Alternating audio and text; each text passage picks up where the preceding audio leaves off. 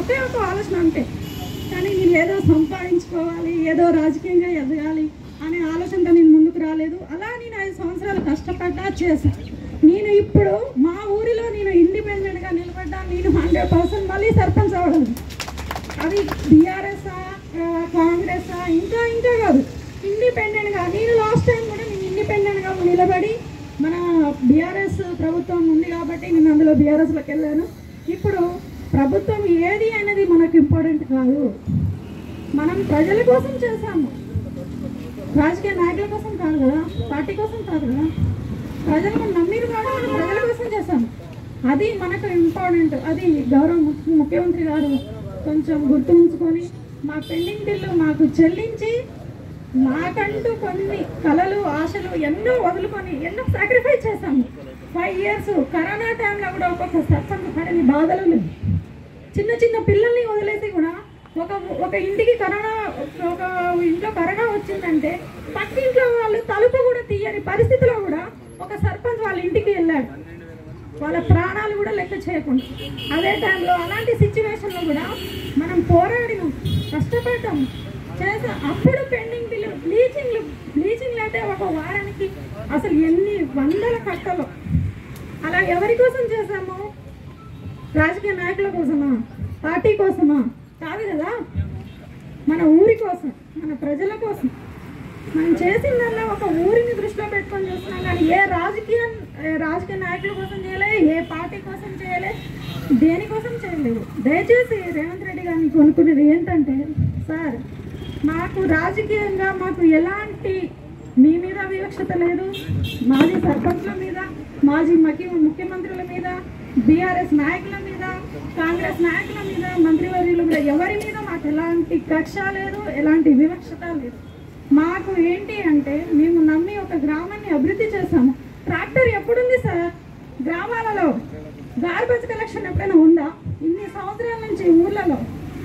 First time KCR గారు గ్రామ పంచాయతీలు బాగుపడాలని గ్రామ పంచాయతీ ఒక ట్రాక్టరు, ట్యాంకరు, డోజరు ఇవన్నీ చేశారు.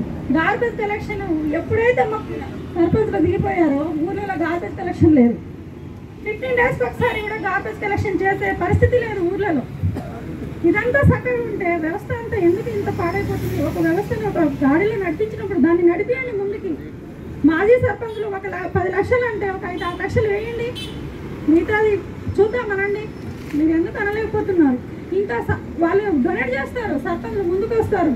అరే సర్పంచ్లు లేరు, మన పదవి అయిపోయింది కదా అని ముందుకు వచ్చి ఇంకో 5-6 లక్షలు ఒక గ్రామ పంచాయతీకి డొనేట్ చేసి కూడా పనులు చేపించే కెపాసిటీ, అలాంటి మనస్తత్వం ఓన్లీ సర్పంచ్లకే ఉంటుంది, ఇంకెవరికి ఉండదు.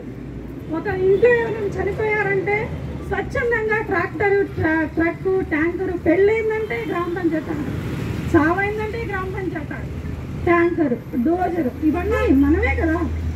ఈ రోజున వాటితోనే సంవత్సరంన్నర నుంచి కూడా స్థానిక సంస్థల ఎలక్షన్లు జరగకపోయినా, సర్పంచ్లు లేకపోయినా, మనం చేసిన పనులకి, మనం చేసిన అభివృద్ధితోనే వాళ్ళు మేనేజ్ చేస్తున్నారు తప్ప కొత్తగా వాళ్ళు చేసింది ఏమైనా ఉందా?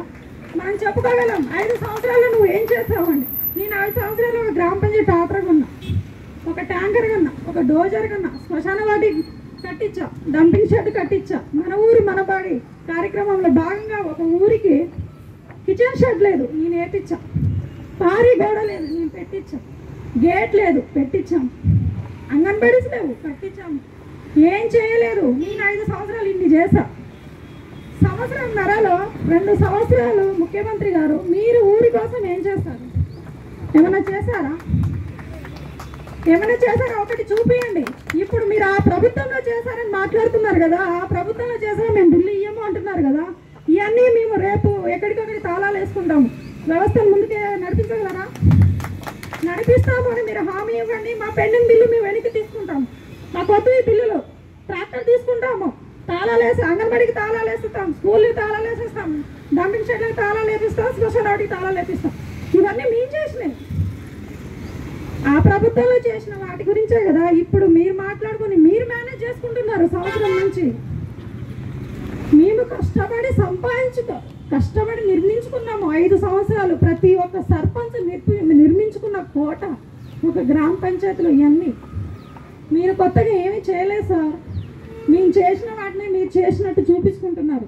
దయచేసి మా బిల్లులు ఇవ్వండి. మా పరిస్థితులు ఎలా ఉన్నాయంటే సార్, ఒక 10,000 కూడా కట్టి పిల్లలకి స్కూల్కి పంపించలేని పొజిషన్కి వచ్చేసినాము.